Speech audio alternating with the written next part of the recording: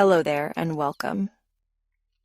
This session is designed to help you ease into deep, restful sleep. We'll begin with a simple meditation to calm your body and quiet your mind. Then, as you drift closer to sleep, I'll introduce a gentle bedtime story, just enough to carry you into your dreams. Before we begin, press the like button and subscribe for more sleep story videos. I'd love to hear from you. Leave a comment saying where you're listening from and what time. Find a comfortable position, close your eyes, and take a deep breath in and out. Take a slow, deep breath in and exhale gently. One more time, inhale deeply, filling your lungs with fresh, soothing air. And as you exhale, let go of the day, releasing any tension, any thoughts that no longer serve you. With each breath, feel your body becoming lighter, more at ease, sinking into comfort. You're doing great. Next, bring your awareness to the top of your head. Imagine a warm, gentle light resting there, like the soft glow of a bedside lamp. This light begins to spread slowly, easing away any tension in your forehead, softening the space between your eyebrows, relaxing your eyelids, your cheeks, your jaw. There's nothing you need to hold on to. Just let everything soften, loosen, unwind. Feel your shoulders drop slightly as if a weight has been lifted. Your arms become heavy, sinking into deep relaxation. With every breath, this warmth moves lower, your chest rising and falling effortlessly, your stomach soft and calm, your legs and feet completely at rest. The world around you fades into quiet. There is nothing to do, nowhere to be. Just this moment, just rest. Imagine yourself wrapped in a cozy, soft blanket of stillness, safe, warm, and peaceful. Each breath carries you deeper into comfort, deeper into rest, deeper into sleep. And here's tonight's cozy bedtime story.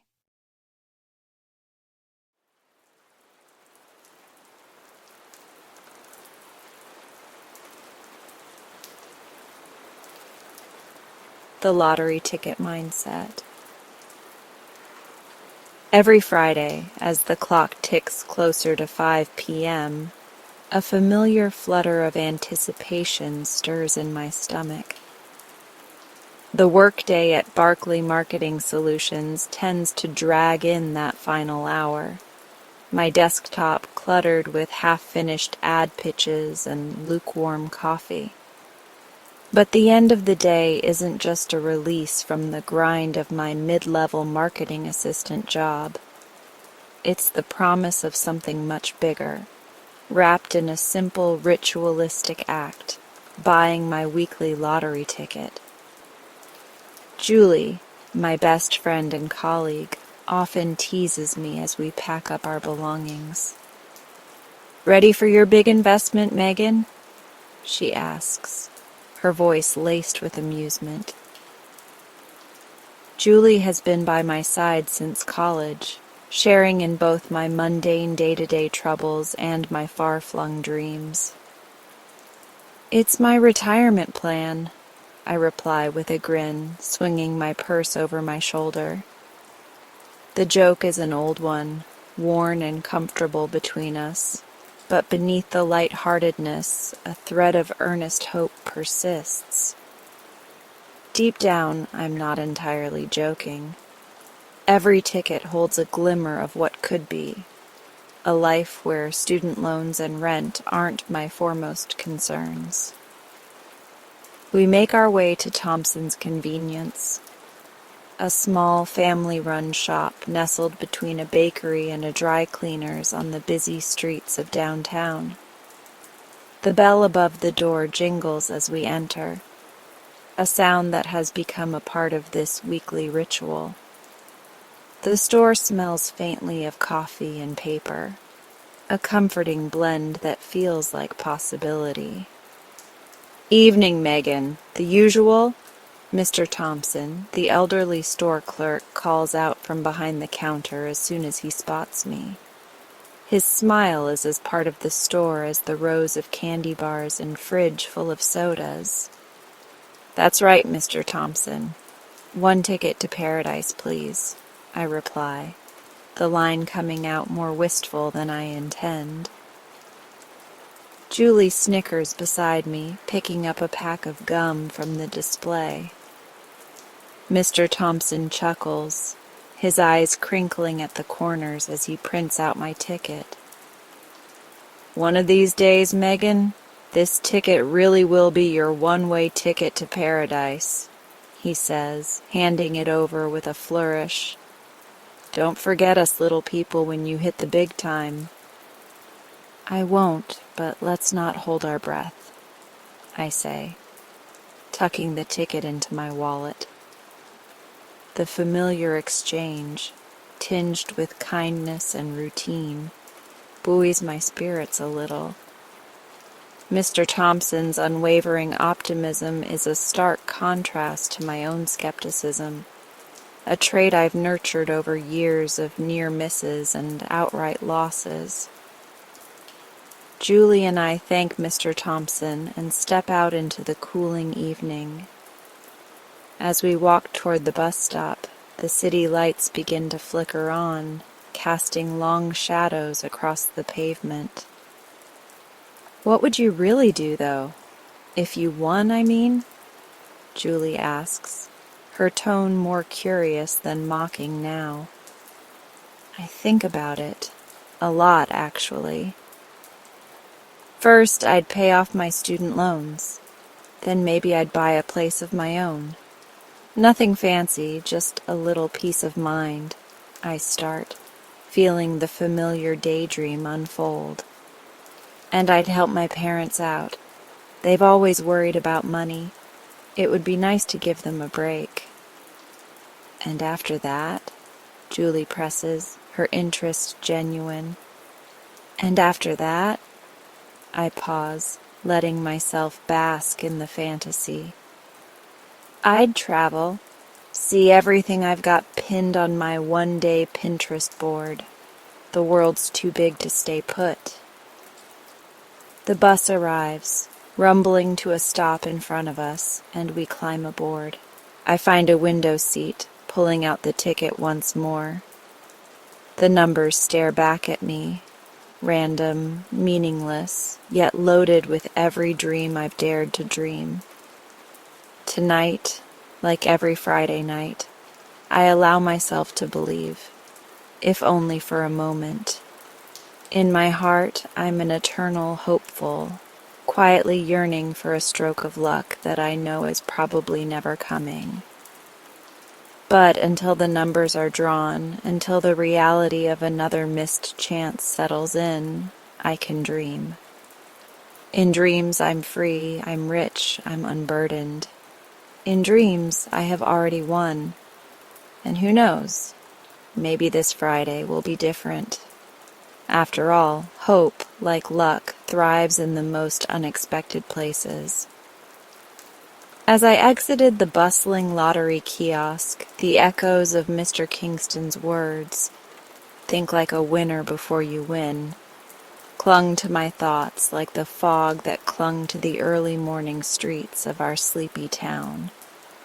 His statement wasn't just surprising. It was an enigma wrapped in the fine fabric of his well-tailored suit. I wasn't sure why a man who seemed to have it all would linger at a lottery kiosk, or why he'd take an interest in my $5 gamble.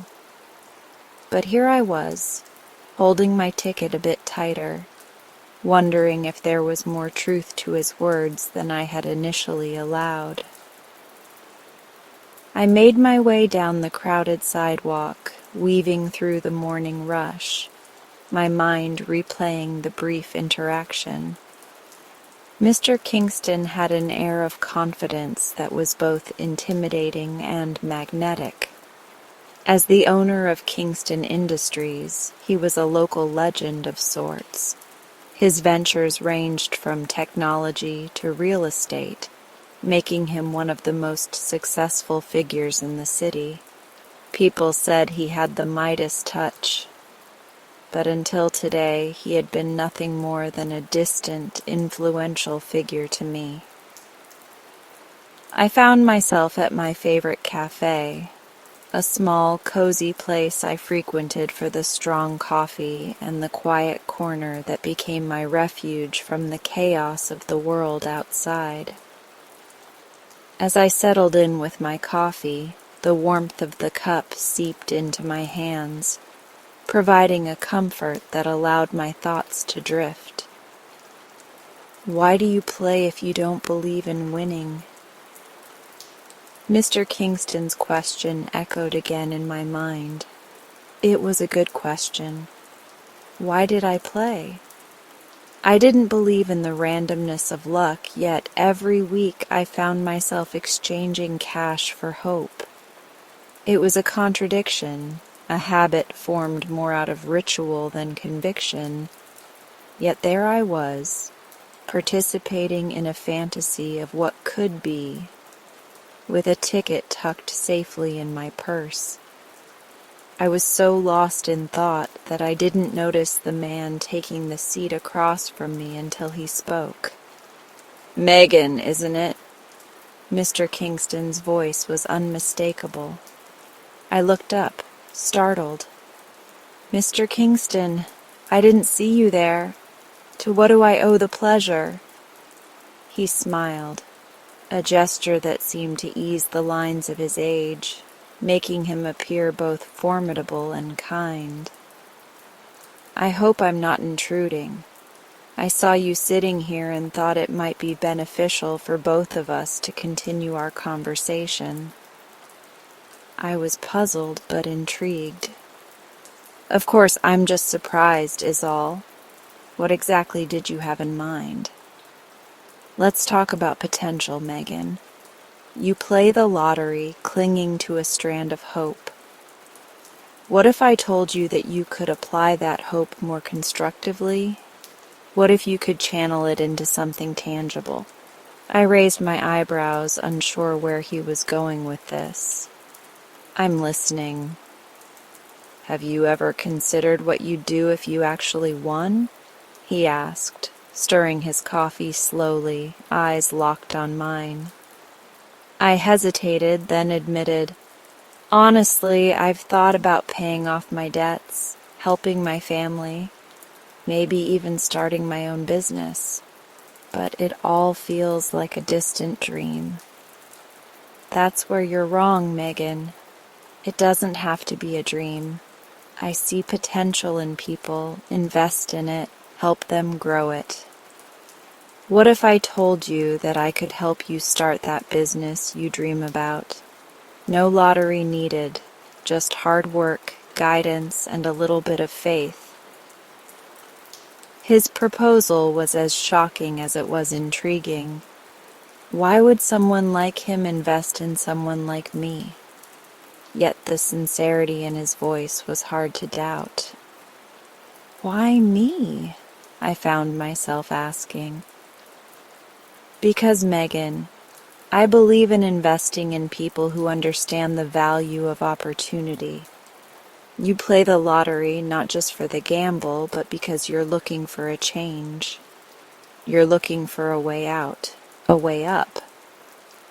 I took a deep breath, the magnitude of his offer sinking in. "What's the catch?" "No catch," Mr. Kingston chuckled softly. "I offer the seed, You grow the tree. You work hard, you learn, and together we see where that road leads. I've been looking for a new project, and I believe you could be it. Skeptical yet intrigued, I nodded slowly. What's the next step? Meet me at my office tomorrow morning. We'll discuss everything, your ideas, your aspirations, and how we can turn them into reality. Think of it as your first step towards being a winner, in a game much bigger than the lottery. As he stood to leave, he left a business card on the table. 8 a.m., Megan. Don't be late. Watching him disappear into the street, the morning suddenly seemed brighter, filled with a tangible promise. Maybe it was fate, maybe fortune, or maybe it was simply the right place at the right time. Whatever it was, as I picked up his card, I realized that for the first time in a long time, I was truly excited to see what the future held. I sat across from Mr. Kingston at the cozy, dimly lit cafe, nursing a steaming cup of coffee between my hands. The warmth seeped into my fingers, grounding me as I tried to process the revolutionary ideas he was sharing. It was a chilly autumn morning, and the bustling sounds of the city seemed muffled, distant, as if the world paused for our conversation. You see, Megan, Mr. Kingston said, his eyes twinkling with a knowing light. Wealth is not just about accumulating money. It's about how you view your entire existence. If you believe you are wealthy, you open yourself to opportunities that you might otherwise overlook. I nodded, trying to let his words sink in. It sounded simple, too simple maybe, and part of me resisted the notion. How could just believing I am wealthy make it so? My bank account certainly wouldn't agree with that sentiment. I had always viewed money as something you had to chase, not something you could attract by mere thoughts. Mr. Kingston seemed to read my skepticism. Let me tell you a story, he began, leaning back in his chair. There was a time when I was not much different from you. I worked day in, day out, always worrying about the next paycheck. It was exhausting and unfulfilling. One day I met a man, much like our meeting today, and he introduced me to this concept of abundance mindset. I listened intently as he described his transformation, how changing his beliefs had led to real, tangible changes in his life. He didn't just believe he was wealthy, he acted like it, and the universe responded in kind. Okay, I understand the theory, I said slowly, but how do I start? It's not like I can just wake up tomorrow and suddenly feel wealthy. That's where you start, Mr. Kingston replied, a gentle firmness in his voice. You start small. Tonight, before you go to bed, I want you to write down 3 things you are grateful for. And I want you to imagine how you would feel if you had all the wealth you needed. It sounded like a simple exercise, perhaps too simple, but I promised him I would try it. As we parted ways, I couldn't shake a mixture of excitement and doubt swirling within me. Back at my apartment, I sat down with a notepad, the blank page staring back at me. I thought about what Mr. Kingston said, about gratitude and feeling wealthy. Slowly, I began to write. I was grateful for my health, for my friend Julie, who always supported me, and for having a job that, while not my dream job, paid the bills. The next morning I woke up feeling slightly different. It wasn't an earth-shattering change, but there was a lightness in my step, a subtle shift in how I viewed my day. I decided to take it a step further. Throughout the day, whenever I felt doubt creeping in, I would remind myself of the things I wrote down the night before. I am wealthy in health, in friendship, in stability. A few days later, Julie noticed the change. "You seem different, lighter somehow," she remarked as we walked through the park, golden leaves crunching under our feet. I smiled, thinking of Mr. Kingston's advice. "I've been trying something new," I confessed. "It's about viewing things differently, focusing on what I have rather than what I lack." Julie was intrigued, and as I explained the concept of the abundance mindset, I realized I was not only convincing her but reinforcing the belief in myself. We spent the rest of the walk discussing our own definitions of wealth and abundance, realizing that it encompassed so much more than financial status. As weeks turned into months, I found myself increasingly comfortable with the idea of abundance. I started making decisions from a place of wealth, not scarcity. I invested in a small course that could enhance my skills, something I would have considered too risky before. I reached out to new people, expanding my network, and found that many opportunities came my way, not because I was luckier, but because I was open to them. One evening, as I reflected on my journey in my journal, I realized how far I had come. Mr. Kingston was right. It wasn't about the money. It was about how I saw myself and my life. Wealth wasn't just in my bank account. It was in my health, my relationships, and my personal growth. And as I continued to embrace this new mindset, I knew that no matter what challenges lay ahead, I had the tools to face them. Not as a hopeful dreamer, but as a confident creator of my own abundance. As I slipped my hand into the pocket of my old winter coat, nestled between the soft lining and a forgotten grocery list, my fingers brush against something unexpected. A crumpled bill.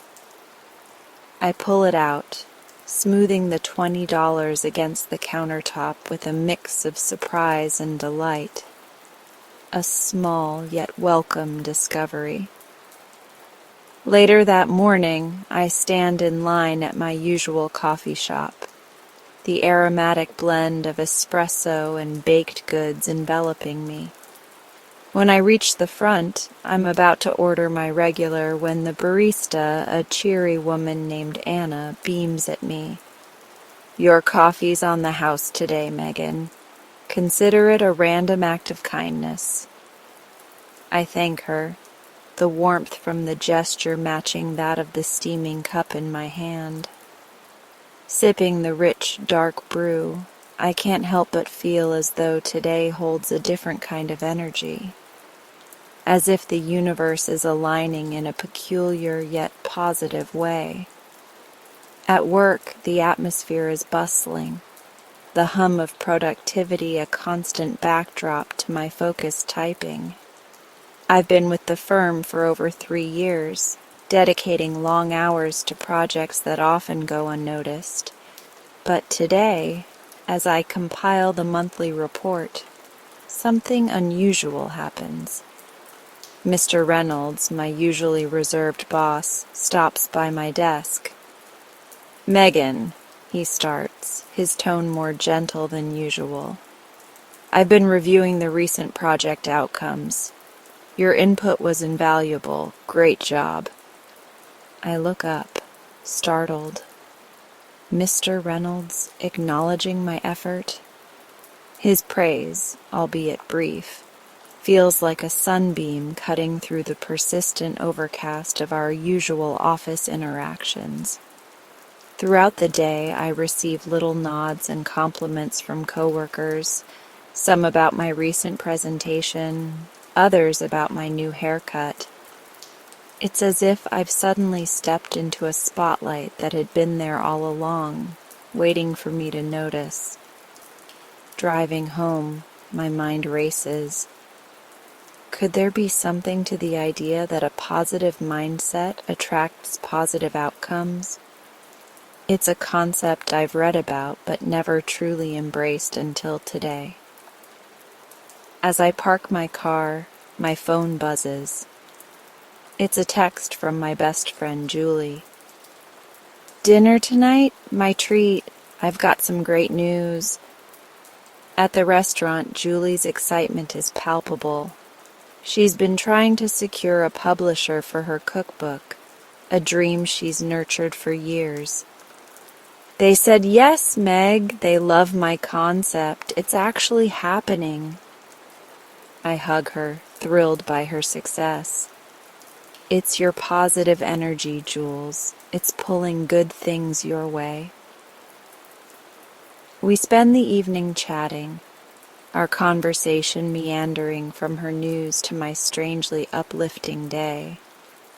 Julie, ever the believer in cosmic signs, nods knowingly. "It's the law of attraction, Megan. You're putting out good vibes, and the universe is responding." Back at home, I lie in bed, reflecting on the day's events. The money, the free coffee, the compliments, and Mr. Reynolds's rare acknowledgement. The pieces of my day, though small, weave together into a tapestry that feels like the beginning of a new chapter. What if I consciously focus on the positive? What if I actively seek out the good in each situation? Could it really influence my reality? Inspired, I jot down a few things I'm grateful for in my journal. A habit I've often started but never stuck with. Tonight it feels right. It feels necessary. Maybe Julie is onto something. Maybe the universe really does respond to our vibes, our energy, our expectations. If today is any indication, I'm more than ready to find out what happens when I consistently send out positivity. As sleep takes over, a part of me buzzes with anticipation. I'm eager to see what other small signs of abundance might come my way, to discover how they might weave their magic into my everyday life. For now, though, I allow the comforting blanket of night to envelop me, dreaming of possibilities, of abundance, and of a reality where my mindset is the key to unlocking even greater joys. The day after Greg suggested I apply for the senior position, I couldn't shake off the flutter of butterflies in my stomach. Each time I tried to focus on my work, images of the application form on my computer screen danced before my eyes, each line a hurdle I felt ill-equipped to cross. Sitting at my desk, I tried to drown out the buzz of the office and the clacking of keyboards with thoughts of what Mr. Kingston had always said, a mantra that Julie reminded me of just yesterday. Winners believe in themselves before the world does. But believing in oneself is easier said than done, especially when the shadows of doubt loom large. Greg, ever the observant new coworker, noticed my hesitation. Over lunch in the break room, as I picked at a rather uninspiring turkey sandwich, he slid into the seat across from me. "You haven't filled out the application yet, have you?" he asked. his tone gentle yet probing. I sighed, looking up from my sandwich. "How could you tell?" He smiled, a knowing, encouraging smile that somehow didn't annoy me as much as I thought it would. "You've got that look, the one that says you're wrestling with a decision that could change everything." Isn't that a bit dramatic? I tried to deflect with humor, but my smile was tight, unconvincing. "Maybe," he conceded, "but sometimes life is a bit dramatic. This could be your big break, Megan. You're ready for this. Everyone sees it. Everyone except you." I chewed on his words along with the last bite of my sandwich, feeling them settle in my stomach heavier than the stale bread. Could I really do this? Was I letting fear hold me back from a chance at something great? Later that day, I found myself in front of Mr. Kingston's office. The brass nameplate on the door seemed to shine a bit brighter, as if urging me on. Taking a deep breath, I knocked and entered when I heard his deep, steady voice call out, "Come in." Mr. Kingston looked up from his papers, his spectacles perched precariously on the bridge of his nose. "Megan, what can I do for you?" "It's about the senior position," I started, my voice less shaky than I anticipated. I'm considering applying." His face broke into a wide, approving smile. "That's fantastic news. I was hoping you would." He leaned back in his chair, eyes twinkling with what I interpreted as pride. "You know, I've always seen a spark in you. You have a knack for this job that can't be taught. It's intrinsic." "Thank you, Mr. Kingston," I said, feeling a warmth spread through me. His belief in me, so firm and unwavering, was the nudge I needed. I spent the rest of the afternoon filling out the application.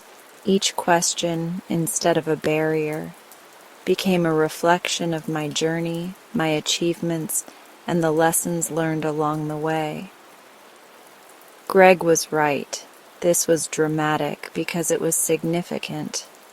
It was a leap into a future I finally felt ready to claim. The moment I clicked submit on the application, a weight lifted off my shoulders. Whether I got the job or not, I had conquered my self-doubt. I had taken a chance on myself, and that alone felt like a victory. That evening, I met Julie for drinks at our favorite after-work spot. Her eyes lit up when she saw the look on my face. "You did it, didn't you? You applied." I nodded, the corners of my mouth creeping up into a broad smile. "I did, and whatever happens, I feel good about it. I feel brave." Julie raised her glass to mine, the clink echoing our shared excitement. "To bravery and new beginnings," she toasted. "To believing in ourselves," I added, the words resonant with newfound conviction. As we sipped our drinks, I realized that this moment was more than just about a job application.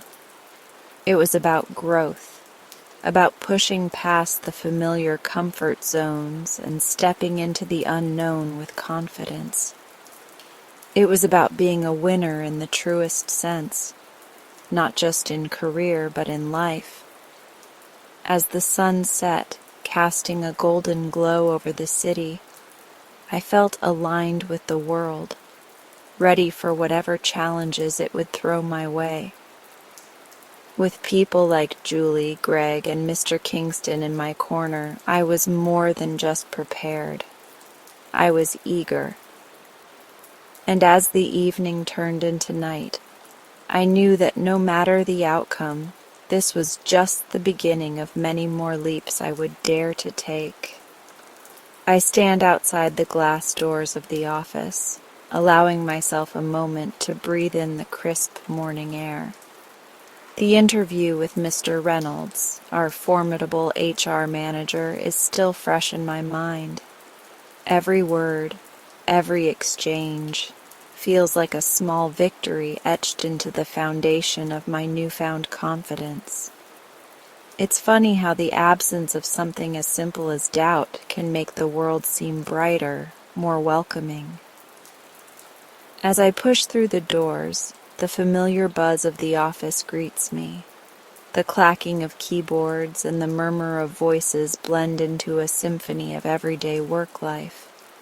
But today, it sounds different to me.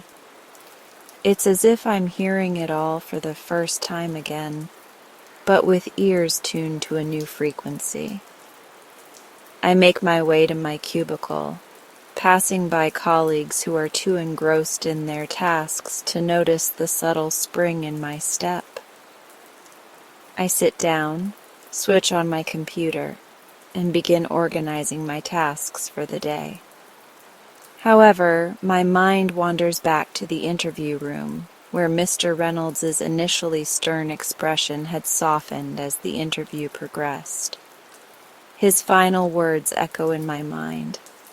"Impressive, Megan. We'll be in touch soon." Suddenly, my phone vibrates, snapping me out of my reverie. It's an email from Mr. Reynolds. My heart skips a beat as I open it. The message is brief, asking me to meet him in his office at the end of the day. No clues about the purpose of the meeting. Typical of him to keep things close to the chest. I spend the rest of the day in a haze of anticipation. My tasks nearly robotic in execution as my thoughts swirl with possibilities. Finally, the clock hands a line to signal the end of the workday. I take a deep breath, gathering my courage as I head to Mr. Reynolds' office. The walk feels longer than usual, each step heavy with the weight of my own expectations. I knock softly on the door, and a voice calls out, "Come in."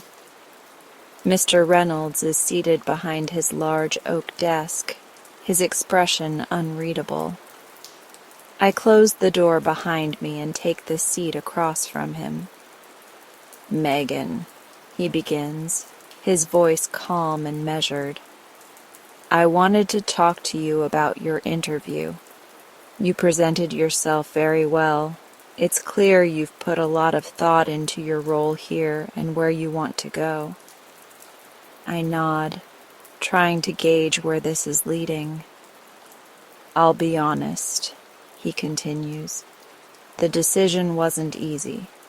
We had several strong candidates, but your performance in the interview and your consistent work ethic have not gone unnoticed."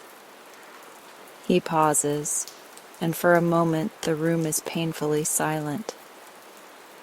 "We're offering you the promotion, Megan. Congratulations." For a moment, I'm too stunned to speak. A mix of relief and joy washes over me, and it takes all my effort to maintain composure. "Thank you, Mr. Reynolds. I'm not sure what to say."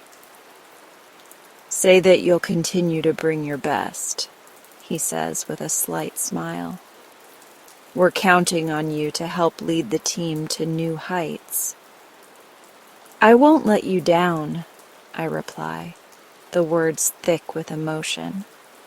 As I leave his office, the weight of his trust in me feels both exhilarating and daunting. But I'm ready. As I walk back to my cubicle to gather my things, I realize that this is more than just a career milestone. It's a personal triumph, the kind that reshapes how you see yourself and your place in the world. That night, as I lay in bed, I reflect on my journey from doubt to confidence. I realize that confidence isn't just about believing in your ability to succeed. It's about stepping up when given a chance, about transforming opportunity into reality. It's about becoming the person you were meant to be. And as I drift off to sleep, I feel a profound gratitude for the struggle that brought me here, for it has finally shown me that I do indeed deserve success. It all began with a simple conversation in Mr. Kingston's office, a space filled with towering bookshelves and the quiet hum of a life devoted to calculated risks and steady rewards. When he first suggested I move my meager weekly lottery ticket funds into stocks, I was skeptical. But seeing the conviction in his eyes, something shifted within me. Julie was the first person I called after leaving his office. "Guess what? I'm diverting my lottery ticket money into stocks," I declared, the excitement in my voice bouncing off the walls of my tiny kitchen. "You're doing what now?" Julie's voice was a mix of amusement and disbelief. "Mr. Kingston says it's about making my money work for me. Can you imagine? Megan, the investor?" I laughed, but deep down the prospect thrilled me. Over the next few months, I immersed myself in everything related to stocks and investing. I started small, very small, with just a little money I would have otherwise spent on lottery tickets. Under Mr. Kingston's guidance, I chose a few stocks from companies that seemed stable and promising. Each morning before heading to work, I'd check the stock prices. It became my new routine, replacing the old habit of stopping at the convenience store for a lottery ticket. I watched tutorials online, read articles, and even started following financial news. It felt like a whole new world was opening up before me, a world where I could perhaps dare to dream bigger than I ever had. One morning, as I sipped my coffee, I logged into my investment app with the usual low expectations. I nearly spit my coffee out when I saw the numbers. My investment had doubled. Doubled! I blinked, wiped my eyes, and looked again. The numbers stayed the same. In that moment, the room seemed to spin slightly, the ground shifting beneath me. It wasn't a windfall, the kind one might dream of with the lottery, but it was a sign that I was on the right path. Flushed with excitement, I called Mr. Kingston. "You won't believe this," I said as soon as he picked up. "My investment, it doubled. Congratulations, Megan." His voice was warm, proud. "Remember, this is just the beginning. Stay the course, keep learning, and be patient." I hung up and sat for a moment in silence, letting it all sink in. Then reality hit. I could actually do this. I could build something lasting, something far more reliable than the fleeting hope of a lottery win. I shared my good news with Julie over lunch. She listened, her eyes wide as I explained not just about the doubled investment, but about how empowered and in control I felt. "Megan, this is huge," Julie said, her fork paused midair. "You're making your money multiply. You're like a magician." Laughing, I replied, "More like a very cautious magician." The weeks that followed were a mix of exhilaration and an ever-deepening curiosity. I started diversifying my investments with Mr. Kingston's help. branching into bonds and even considering a small, sensible investment in a mutual fund. One evening, while poring over an article on investment strategies, I received a call from Mr. Kingston. "Megan, there's an investment seminar coming up next weekend," he said. "I think you should come. It's time to take your knowledge to the next level." Really? A seminar? The thought was intimidating, yet thrilling. "Yes, and I think you should present your story. People need to hear about your journey from lottery tickets to a growing investment portfolio." Me speaking at a seminar? The idea was almost laughable. Yet something deep inside me stirred. Was I ready to share my story, to perhaps inspire someone else as I had been inspired? The following week was a blur of preparation. I wrote down my thoughts, practiced my speech, and Julie even helped me pick out an outfit that screamed serious investor rather than nervous newbie. The day of the seminar arrived all too quickly. As I stood backstage listening to the murmur of the gathered crowd, my hands trembled. I could hear Mr. Kingston introducing me, his words a beacon of encouragement. And now we'll hear from Megan, who has a remarkable story about the power of starting small and dreaming big. Stepping onto the stage, I took a deep breath, feeling the weight of every eye in the room upon me. I began to speak, slowly at first, then with growing confidence. I told them about the lottery tickets, Mr. Kingston's advice, the first investment, the morning I saw my stocks had doubled, and the lessons learned along the way. As I spoke, the room felt warmer, the faces friendlier, and a sense of belonging washed over me.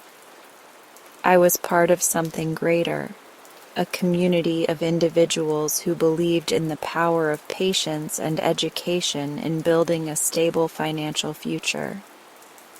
When I concluded, the applause was genuine and enthusiastic.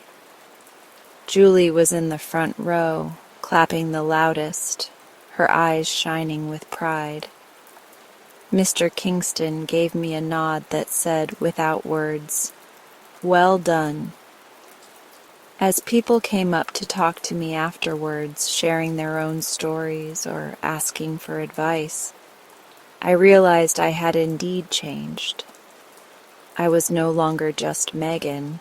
I was Megan, the investor, the learner, the teacher.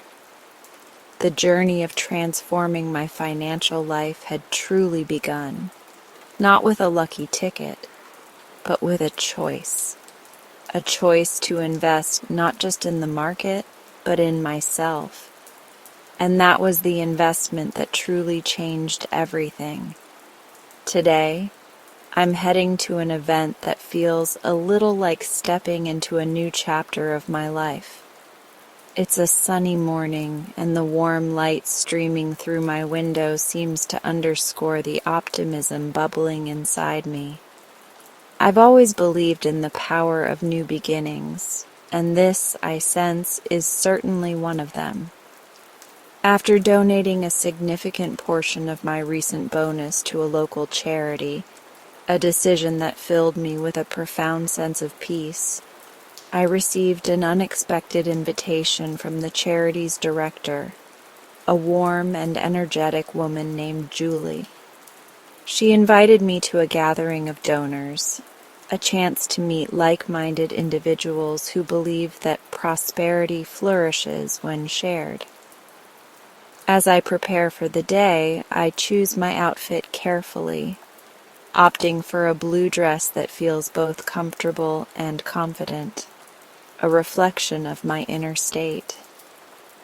The drive to the venue, a beautifully restored Victorian mansion nestled on the outskirts of town, gives me time to reflect on my journey here. Just a year ago, I was scrimping, saving every penny, overwhelmed by the burden of debts and financial insecurity. Now, here I am, about to mingle with some of the most successful and generous people in our community. Life really has a way of surprising you. Upon arrival, Julie greets me at the door with a warm hug. "Megan, I'm so glad you could make it," she beams. "There are a lot of people here eager to meet the person behind the generous donation." The mansion is buzzing with conversation, light jazz music mingling with laughter and the clinking of glasses. Julie introduces me to a group of people, each introduction accompanied by accolades of their contributions to various causes. I feel a mix of pride and humility, proud to be part of this group, yet humbled by the depth of their generosity. As the afternoon unfolds, I find myself engaged in a particularly enlightening conversation with an elderly gentleman named Thomas. He shares his philosophy on giving, one that resonates deeply with me.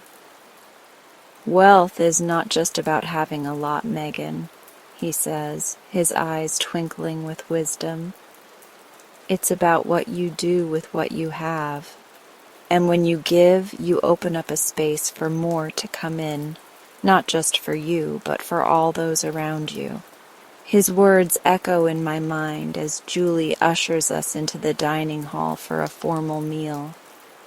The table settings are exquisite, each detail meticulously chosen to reflect the elegance of the event. As we dine, Julie stands to speak, her voice filled with passion. "Each one of you here has contributed to not just our charity, but to the fabric of our community," Julie announces. "Your generosity has funded projects that have fed the hungry, housed the homeless, and provided education to those who would otherwise have none. You are the unsung heroes of our community." The applause that follows is warm and genuine. I feel a new weight on my shoulders, the weight of responsibility. It's one thing to donate money, it's another to truly engage with the causes one supports. Inspired by Julie's words and Thomas's philosophy, I make a silent promise to myself to be more involved, to understand where my contributions go, and to see the impact firsthand. As the event draws to a close, I exchange contacts with several people, promising to connect soon.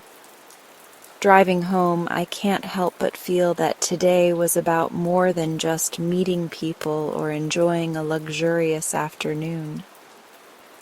It was about understanding the ripple effect of giving, how a single act can inspire, influence, and initiate change. I reach home just as the sun sets, painting the sky in hues of orange and pink. Inside, I find a small handwritten note in my mailbox. It's from Julie, thanking me for coming and expressing excitement about my interest in more active participation. Her note is a reminder of the day's lessons, and as I place it on my fridge, it serves as a beacon, guiding me towards a path lined with the promise of purpose and community connection. As I settle in for the night, the emotions of the day wash over me. Gratitude, excitement, responsibility, all mingling together, creating a sense of anticipation for what's to come. Yes, today was a good day, a very good day indeed, and I can't wait to see what tomorrow brings. It's surreal how life sometimes feels like a series of meticulously planned events, each unfolding with its own pace and rhythm. As I sit at my new desk, the glossy nameplate reading Megan Regional Manager reflects not just my name, but also the myriad emotions swirling within me. The room is spacious, filled with sunlight streaming through large windows, a far cry from the dimly lit corner I used to inhabit. The journey to this moment wasn't merely about climbing the corporate ladder. It was a profound voyage of self-discovery and personal growth. I remember the nervous excitement that coursed through me as Mr. Reynolds called me into his office to deliver the news of my promotion. His office, always imposing with its expansive oak desk and walls lined with awards, felt oddly welcoming that day. Megan, Mr. Reynolds had begun, his voice carrying a mix of sternness and genuine warmth. I've watched you grow tremendously over the years. You've not only met our expectations, you've exceeded them in ways we couldn't have imagined. The words were more than just praise. They were an affirmation of my years of hard work, late nights, and the countless sacrifices that often went unnoticed. As he detailed the responsibilities that came with the role and the substantial raise that accompanied it, I felt a mix of elation and a daunting sense of responsibility. This was my chance to make a real impact, not just on our company's operations, but on the lives of the people I would now lead. Celebrating the promotion was a riotous affair with Julie and Greg by my side. We chose our favorite little Italian bistro, a quaint place with a cozy ambiance that contrasted sharply with the grandeur of the success we were celebrating. Over plates of spaghetti carbonara and clinking wine glasses, Julie couldn't stop gushing about how proud she was. "You've done it, Meg. I mean, look at you." Who would have thought that the shy intern who could barely speak up at meetings would one day become a regional manager? Julie's eyes twinkled with pride and something else, perhaps a reflection of her own aspirations. Greg, ever the comedian, chimed in, "Yeah, and don't forget us little people when you're hobnobbing with the big wigs." His jest was layered with sincerity. Greg had been my confidant through every rough patch and every minor victory. His support was unwavering, a steady constant in the turbulent world of corporate politics.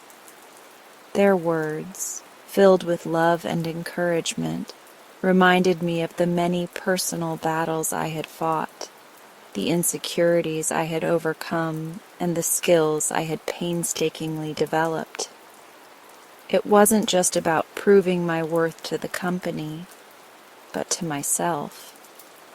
I had learned that the real lottery wasn't a stroke of luck. It was the relentless pursuit of growth and the courage to embrace change. Now, as I organize my new workspace, Mr. Reynolds' words echo in my mind. Leadership is not just about managing work. It's about nurturing people. It's about setting a vision and inspiring your team to see it through. The gravity of his expectations is daunting, but there is a budding confidence within me, built from years of incremental victories and learning from failures. I start my computer, a shiny, high-end model that replaces the outdated one I had before. As it hums to life, I glance at the family photo pinned to my cubicle wall, a reminder of everything that truly matters. I open my planner, the pages still crisp and mostly blank. This isn't just a new chapter in my career. It's a fresh page in my life story. Each entry in my planner is more than just a task. It's a stepping stone towards a future I once thought was out of reach. With a deep breath, I begin outlining my strategy for the upcoming quarter.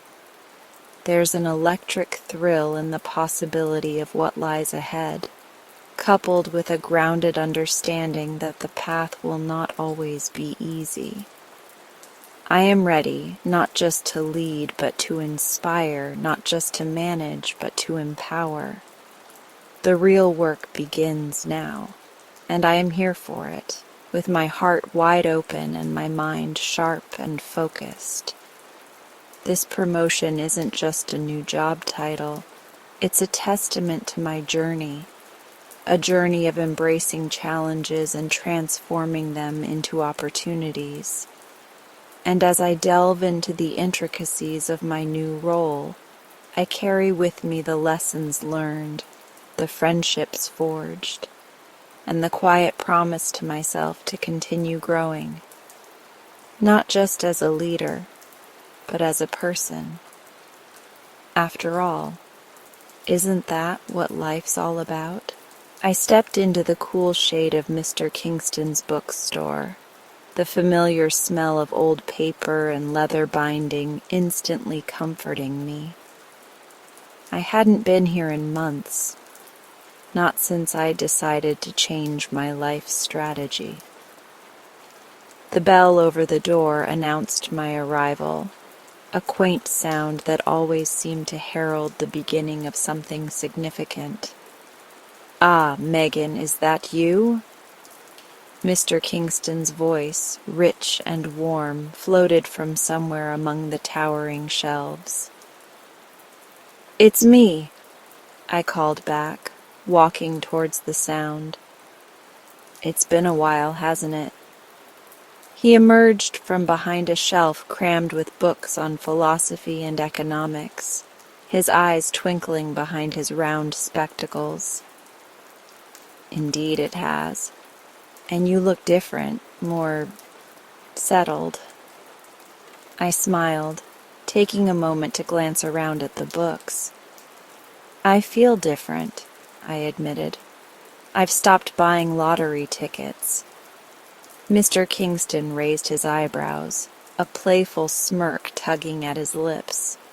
"Oh, and what brought about this change?" I took a deep breath, gathering my thoughts. "I've started seeing luck differently. It's not something I wait around for anymore. I've decided to create my own luck." His smile widened, and he nodded slowly. "Now you understand the real secret of wealth, Megan. Tell me, what have you been up to then?" I spent the next hour talking to Mr. Kingston about the steps I had taken. I had started a small online business, using the skills I had always taken for granted. I created handcrafted jewelry inspired by the stories I loved, each piece tied to a narrative of overcoming odds and seizing opportunities. It wasn't just about making money, it was about making meaning, weaving my passion into my day-to-day life. "And how does that make you feel?" Mr. Kingston asked, his eyes reflecting genuine curiosity. "Empowered, in control. For once, I'm not at the mercy of random chance. I'm building something that's mine, something that grows from my own efforts." Mr. Kingston walked over to a shelf and pulled out a dusty book titled The Alchemy of Fortune. He handed it to me. "You might find this interesting. It's about transforming the mundane into the extraordinary, much like what you're doing." I accepted the book, feeling the weight of it in my hands. "Thank you, Mr. Kingston." I guess I'm learning that luck isn't just about good fortune coming your way. It's about what you do with the cards you're dealt. Exactly. He clapped his hands lightly. Luck is the residue of design. Keep building, keep creating, and you'll find that luck meets you in the midst of action. As I prepared to leave, Mr. Kingston walked me to the door. You're always welcome here, Megan. Remember, this bookstore is more than just a place for books. It's a place for ideas, for growth. Don't be a stranger. I won't, I promised, feeling a surge of gratitude for this sanctuary and the wise old man who ran it. Stepping out into the sunlight, I felt renewed. The world seemed full of possibilities, and I was no longer just a passive participant in my life. I was a creator, a maker of my own destiny. And as I walked down the street with the book tucked under my arm, I realized that my new view on luck didn't just change how I acted. It changed how I saw the world. Every interaction, every challenge, every seemingly mundane moment was an opportunity to add to my fortune, not of money, but of meaningful experiences and personal growth. With each step, I felt less like I was spinning a wheel of fortune and more like I was paving a golden road brick by brick. As the days turned into weeks and the weeks into months, my little business began to thrive. I connected with more customers, each with their own stories of seeking meaning and empowerment through the objects they chose to adorn themselves with. My jewelry became symbols of transformation, of personal alchemy. One day, as I sat crafting a new piece, I thought of Mr. Kingston and his bookstore, that treasure trove of wisdom. It struck me that perhaps the greatest luck I had was in having mentors like him, people who saw beyond the surface and encouraged others to forge their own paths. I decided then that I would pay this forward. I started hosting workshops, sharing my journey, and teaching others how to create their own luck.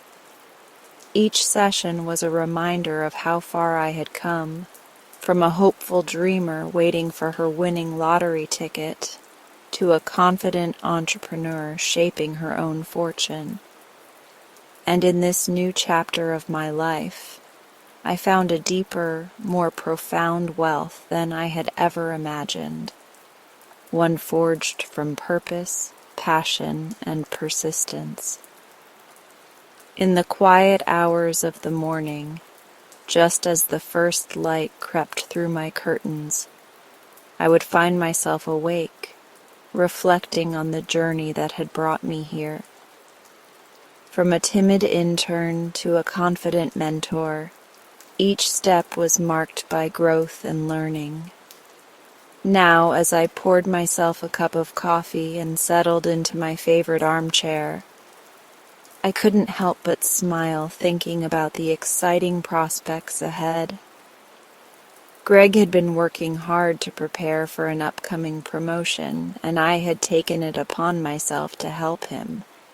Every evening after dinner, we'd clear the table and spread out his documents, reports, and the presentations he was refining. "You know, Megan," Greg would say, his eyes scanning a graph or pie chart, "I really appreciate this. I wouldn't have seen half these details if it weren't for you." "It's all about perspective," I'd reply, tapping the edge of a paper.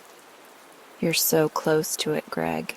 Sometimes you need someone to help you zoom out a bit." Julie, ever the encourager, had been supportive of us both.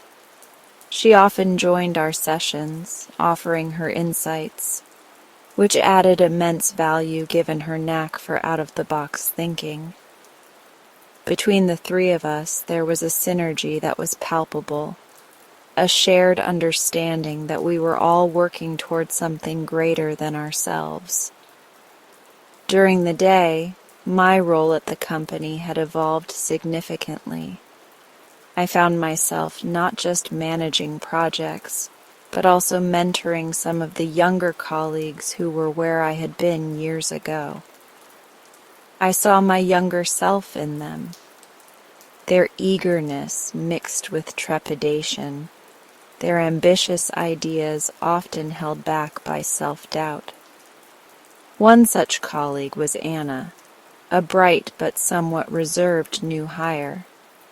I took her under my wing, much like how my mentors had supported me. "Success isn't a jackpot, Anna," I would tell her during our one-on-one sessions. "It's more like a cycle, continuously evolving. You invest in it, learn from each turn, and keep moving forward." Anna's growth was incredible. Over months, she transformed, her confidence blossoming as her ideas took shape and were realized. Watching her progress, I felt a profound sense of accomplishment, not just for her achievements, but for my role in guiding her. This mentoring aspect of my career became a source of deep personal satisfaction. It was as though I had discovered a wealth within, a reserve of knowledge and experience I could share. The more I gave, the more enriched I felt, and it dawned on me that this was what true success looked like. Meanwhile, Greg's promotion day approached. We had rehearsed, reviewed, and refined everything until it was as close to perfect as possible. The morning of the presentation, he was understandably nervous. Julie and I joined him for breakfast, our way of showing support. "You've got this," Julie assured him, passing him a stack of pancakes.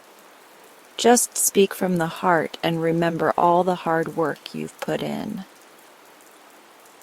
At the office, I watched from the back of the room as Greg took the stage. He was poised, his voice steady. Each slide was a testament to his hard work and our collective effort.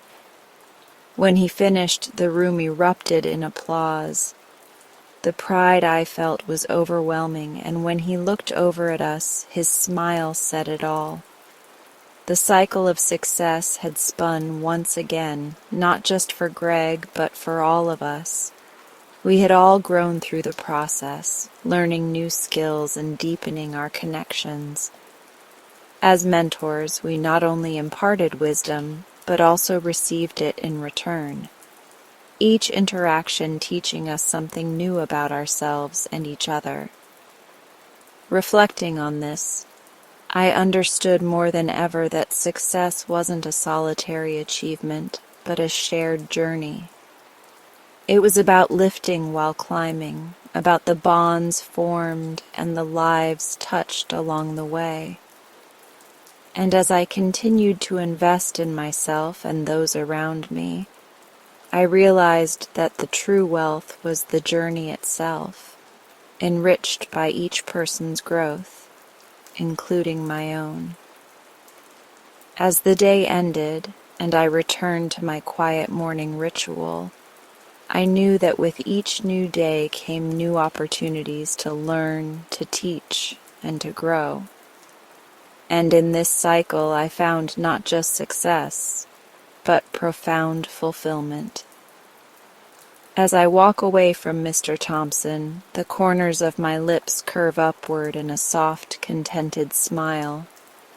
The little slip of paper in my pocket feels inconsequential compared to the lightness in my steps and the clarity in my mind. I've come a long way from the person who thought a windfall could solve all my problems. The cool breeze of the early evening brushes against my face as I stroll through the familiar streets of my neighborhood. Each step feels like a reaffirmation of my journey, a testament to the struggles and victories that have sculpted me into the person I am today. Mr. Thompson, with his gentle wisdom and quiet encouragement, has been a cornerstone in my transformation. His bookstore, with its musty smell of old paper and the creaky wooden floors, has been more than just a place of employment. It has been my sanctuary, a place where I could lose myself in the stories of others until I was ready to confront my own. Reflecting on the past months, I recall the countless times I walked into work burdened by the weight of financial woes and personal doubts. Each lottery ticket I bought then seemed like a desperate plea for escape. But today, when I handed Mr. Thompson the coins for that final ticket, I felt a surge of playful defiance against the old Megan, the one who needed validation from a game of chance. I find myself at the park, taking a seat on a familiar old bench overlooking the pond. The sun is setting, casting a golden glow that dances on the water's surface. Children play in the distance, their laughter ringing clear across the park, reminding me of simpler times.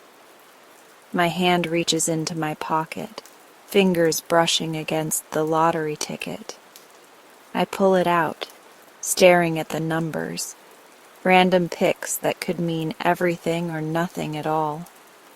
It's funny, I think to myself, how much stock I once put into these numbers, how I let the slim hope they represented dictate my happiness.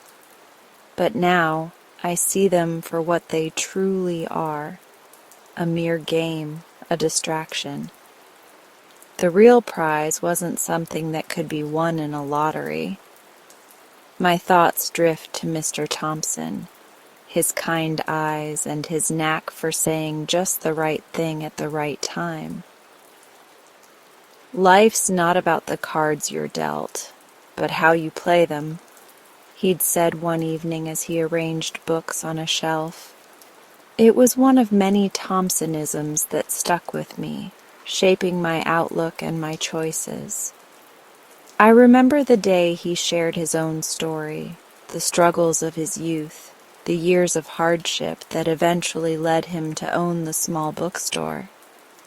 He never won the lottery, but he built a life rich with knowledge, relationships, and peace, a life I aspired to emulate. As darkness begins to blanket the sky, the park lights flicker on, casting soft shadows around me. I fold the lottery ticket, tucking it back into my pocket, not out of hope for a win, but as a keepsake, a reminder of the day I realized I had already won. My wealth was not monetary, but it was profound, forged through resilience, relationships, and self-discovery. I stand up from the bench, ready to head home. My heart feels full, buoyant with a wealth that doesn't fluctuate with the rise and fall of stocks or the draw of a lottery. It's a permanent, priceless wealth that comes from knowing who I am and what I value. As I walk back, the stars begin to peek out from the darkening heavens, each one a distant, twinkling reminder of the vast possibilities of life. I feel connected to it all, part of a larger narrative, yet distinctly on my own path. Reaching my apartment, I unlock the door and step inside, greeted by the quiet comfort of my own space. I place the lottery ticket on my fridge, held up by a magnet, a simple action that feels almost ceremonial. In this moment, I am content, peaceful, and yes, lucky. Not because of what tomorrow's lottery draw might bring, but because of the journey I've undertaken and the person I've become. Tomorrow, I will wake up to another day, rich with the promise of new challenges and joys, knowing that the biggest prize is not waiting for me out there in the world, but here, within myself. And with a final glance at the small, inconsequential slip of paper on the fridge, I turn off the lights and head to bed, carrying a wealth of spirit no lottery could ever match.